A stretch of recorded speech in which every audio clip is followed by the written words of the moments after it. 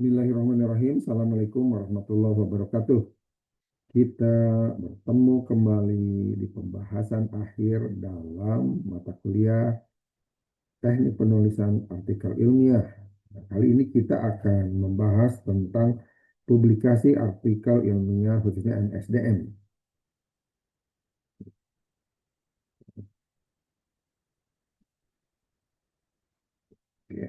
Ya, tujuan pembelajaran dari publikasi artikel ilmiah NSDM ini dikaitkan dengan 4 hal, yaitu proses dan tahapan.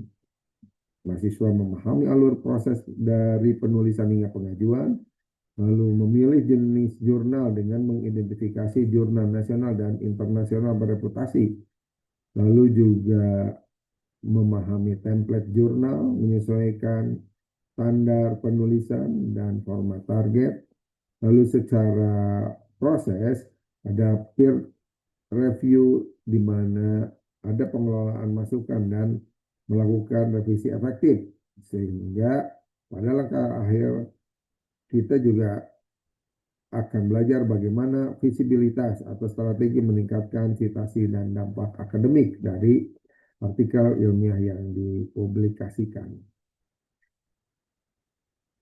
Apa yang menjadi urgensi publikasi? Nah, dipahami bahwa publikasi merupakan jembatan diseminasi ilmu pengetahuan pada komunitas akademik dan praktisi, khususnya di bidang MSDM. Manfaat strategisnya meningkatkan reputasi penulis dan tentunya institusi. Dan selanjutnya menjadi referensi kebijakan manajemen SDM, juga membuka peluang kolaborasi secara global. Adapun alur proses publikasi dimulai dari preparation atau persiapan dengan menulis manuskrip yang menjadi topik penelitian, lalu memilih target jurnal yang sesuai dengan kebutuhan, ya, baik itu jurnal nasional maupun internasional, jurnal nasional terakreditasi maupun jurnal internasional bereputasi. Selanjutnya melakukan submit pengiriman artikel. Di dalamnya ada proses keberlangsungan, yaitu dengan mengevaluasi artikel itu sendiri atau istilahkan peer review. Dan jika semua proses itu selesai dan berkesesuaian baik dalam konteks perbaikan, revisi, ataupun hal-hal yang menjadi saran dari reviewer, pada akhirnya alur proses publikasi ditutup dengan publikasi.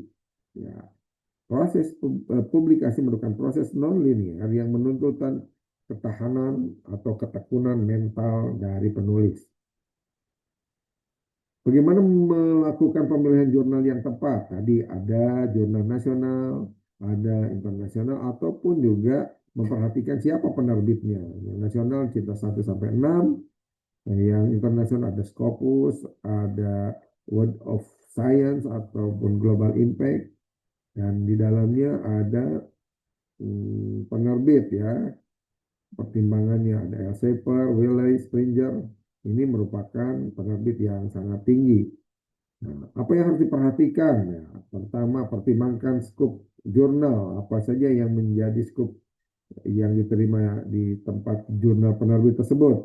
Lalu juga lihat besaran impact faktornya dan tentunya memperhatikan waktu publikasi yang sesuai dengan kebutuhan, serta memastikan opsi open access sehingga dapat diakses oleh khalayak ramai.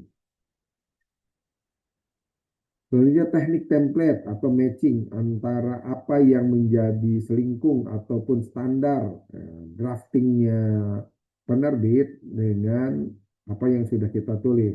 Perhatikan visual dan format, misalkan terkait margin, font, ataupun spasi, juga penomoran. Selanjutnya, jika ada citasi atau kutipan, tentunya harus dipastikan gaya citasi. Misalkan merek APA, ya, style 7 edition, ini merupakan standar umum artikel MSDM. Lalu hal yang penting lainnya adalah dengan memperhatikan struktur atau kerangka penulisan. Ada yang memiliki konsep IMRAN, di mana penulisan artikel dibagi dalam 4 kelompok, yaitu kelompok introduction, metode atau metodologi, result, dan discussion. Dalam prosesnya ada istilahnya pre-review dan revisi.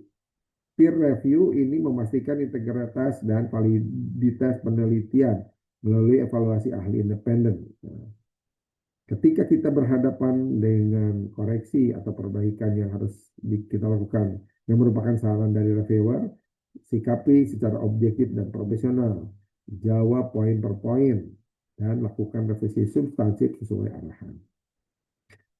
Untuk meningkatkan citasi dari artikel ilmiah yang dipublikasikan, kita harus melihat manfaat digital presence, ya, di mana dengan memanfaatkan ResearchGate, Lincoln, dan ORCID ini akan mengembangkan citasi.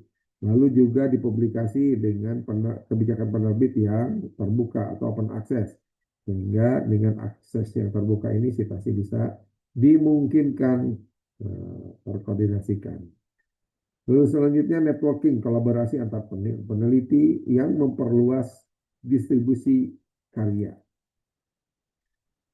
Bicara tentang tantangan dan peluang dalam publikasi artikel ilmiah, yang pertama ada tantangan utama berkaitan dengan kompetisi internasional yang ketat dan proses review yang memakan waktu lama, guna menghindari predatory journalist. Ya.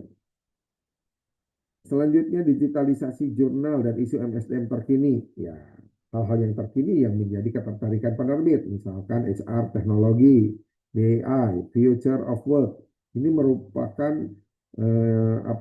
topik-topik baru yang membuka ruang inovasi yang luas.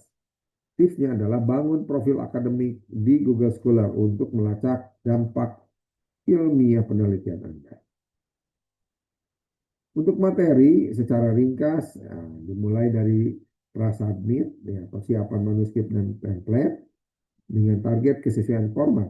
Lalu juga selanjutnya melakukan submission, pemilihan jurnal target ini menjadi hal utama. Lalu sesuai target, status under review-nya ini masih belum bergerak. Ya.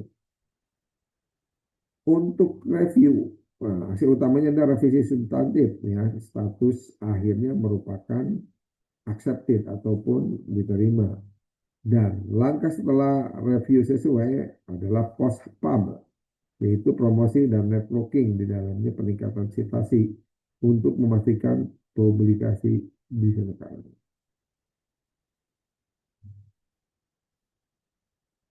Oke, selanjutnya target peningkatan citasi merupakan hal yang penting dalam memastikan kualitas ringkasan materi itu sendiri. Ya. Lalu pesan penutup atau publish or praise. Ya. Publikasi bukan sekedar kewajiban akademik, tetapi merupakan investasi strategis untuk pengembangan karir dan kontribusi nyata, terutama berkaitan dengan kemajuan praktek MSDM di dunia. Demikian pembahasan kita kali ini tentang publikasi artikel ilmiah MSDM. Mudah-mudahan bermanfaat. Terima kasih. Assalamualaikum warahmatullahi wabarakatuh.